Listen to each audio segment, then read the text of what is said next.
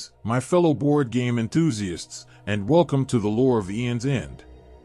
Now, in case you've never heard of it, Aeon's End is a cooperative fantasy deck builder board game, where you and your friends battle against one of the relentless Nameless for survival.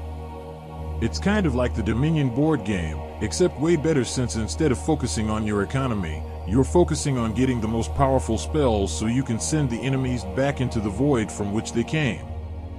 Or if that reference is too old for you, it's pretty much Slay the Spire with friends. So anyways, Aeon's End is by far my favorite board game of all time. I could spend hours going over all the many details that make this a top-tier game. What I can't do, however, is find a nice video detailing all the lore of the game. And there is so much of it. Each Nameless and Mage comes with their own backstory that ties together in a larger narrative. Not to mention that nearly all of the playing cards come with flavor text that reveals even more of the situation of the world and the personalities of the people within it. In the later iterations of the games, the developers straight up added stories to the game in the form of massive campaigns. The real problem is that the lore is all scattered and disjointed. Unless you actually take the time to read everything and make notes, you'd probably never know some of the more interesting aspects of the world. Now you can of course completely enjoy the game and its many campaigns with little to no knowledge of the world and characters. But if you're like me, you probably want to get the most out of any lore reveals. You want to feel like you're not just reading a story, but actually living it, fighting side by side with the characters after knowing exactly what they've been through.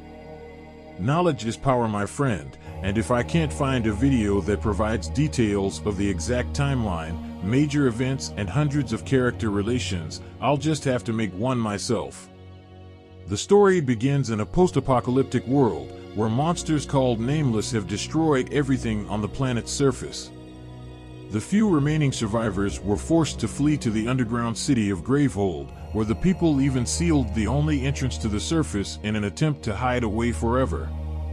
Except, this isn't exactly where the story begins.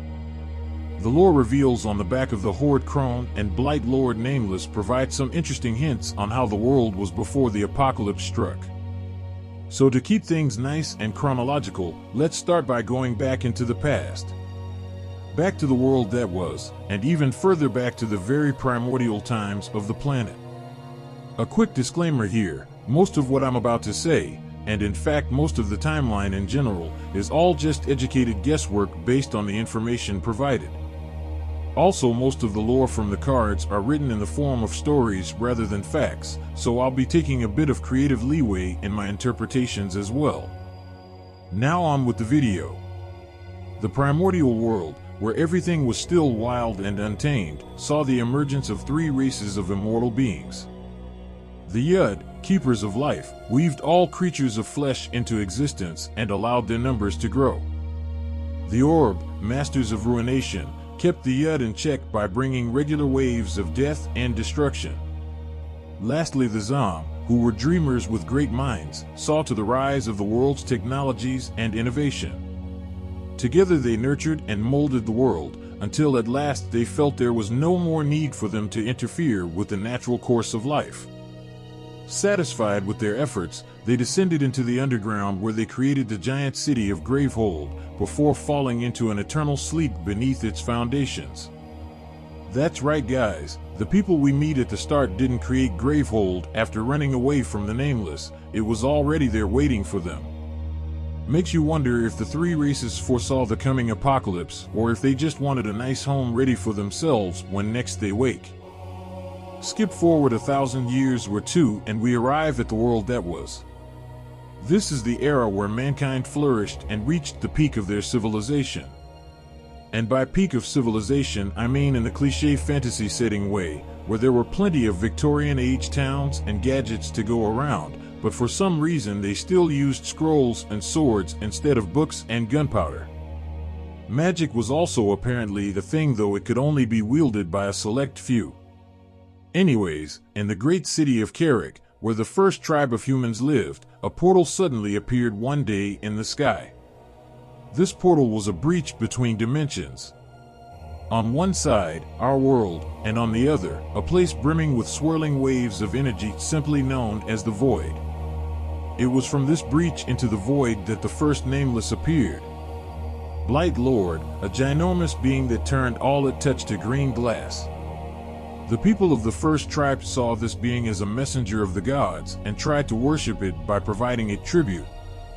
However, Blight Lord paid their offering no mind, and instead proceeded to turn the entire city into a jade tomb, killing all those who lived there.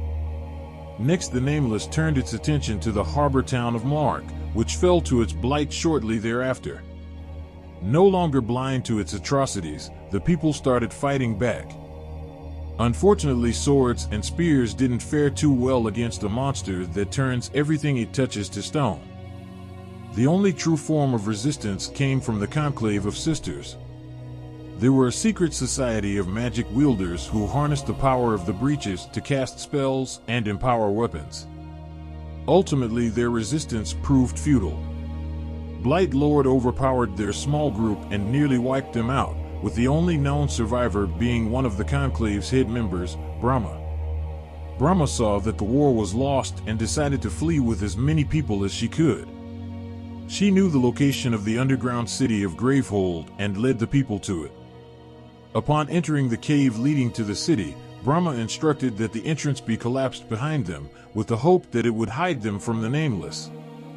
And hide them it did, for no Nameless would be seen for years to come. Generations passed in relative peace as the citizen of Gravehold settled into what was as much their mighty stronghold as it was their prison. Brahma, who officially became the village elder, taught her breach magic to others and eventually trained up a small army of mages. These mages each had their own role to play. There was Malistar and Kadir, the two main tutors who trained up the new breach mage apprentices.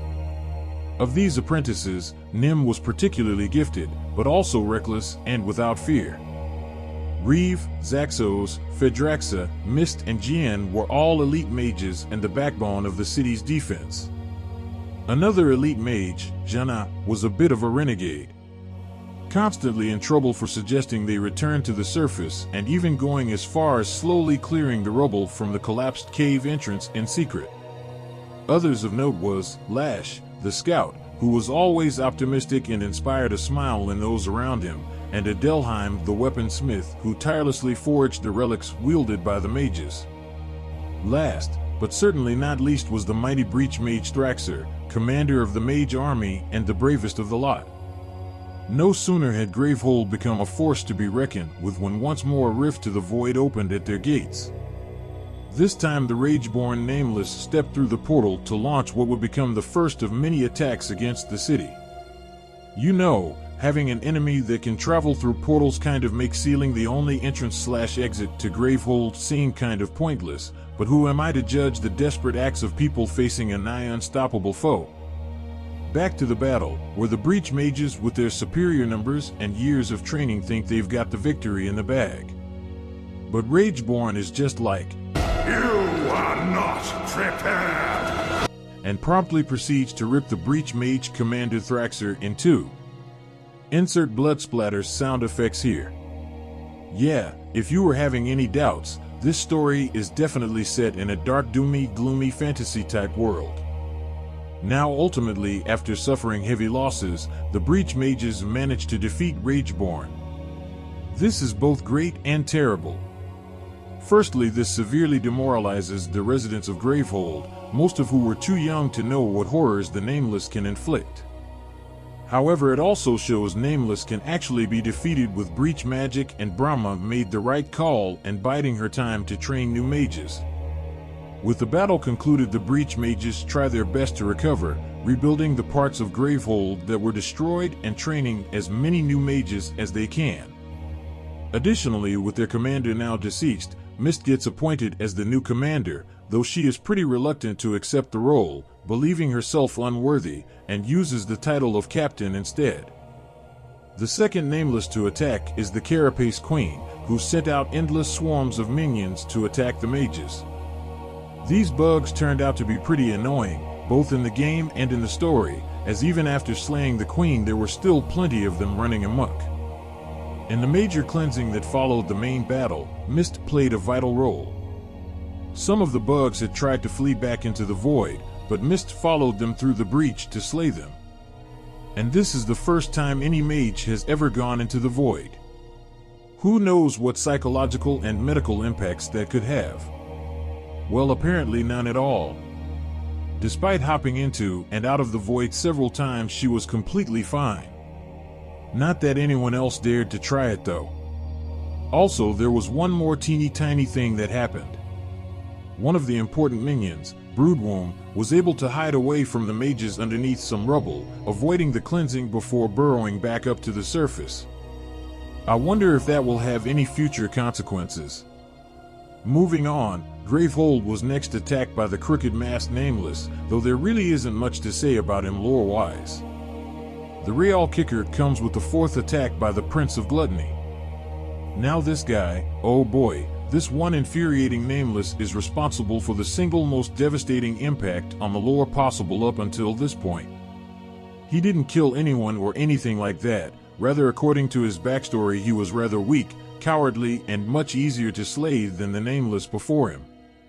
What he did do, however, was devour people's memories of the past. He is the reason why people call the past the world that was. It wasn't to sound dramatic, it was because they literally couldn't remember the name of the planet they are on. In fact, they don't even know the name of their own race, always referring to their own people just as tribes. It's also why I've been avoiding calling the citizens of Gravehold words like human. So if you also ever wondered why the lore up to this point was so hazy, now you know who to blame. Following the Prince of Gluttony, 3 more Nameless came to attack Gravehold. The most impactful of the 3 was probably the Blight Lord, who made a return appearance.